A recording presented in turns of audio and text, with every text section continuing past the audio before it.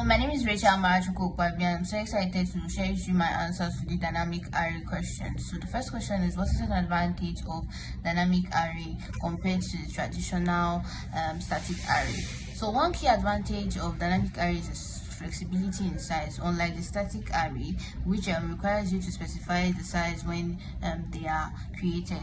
So dynamic array can grow or shrink during runtime as needed. This actually means that if you're not sure how much data you are going to store, a dynamic array will automatically handle that by resizing internally.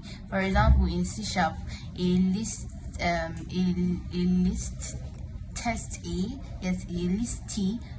list T can grow beyond its initial capacity, which makes it very useful in situation where the amount of data isn't known in advance.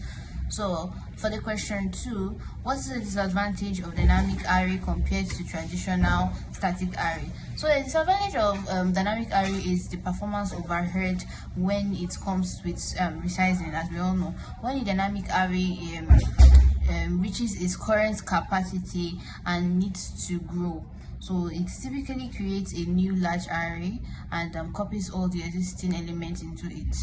So the resizing operation actually takes time, and it can cause temporary performance issues, especially if it happens frequently in a loop. Yeah, exactly. So in contrast, static array doesn't have that issue. So they don't have that particular problem, and they are fixed in size, and in their memory is allocated all at once. So in summary, the dynamic array is great for its flexibility, but they trade that off with the potential performance during resizing.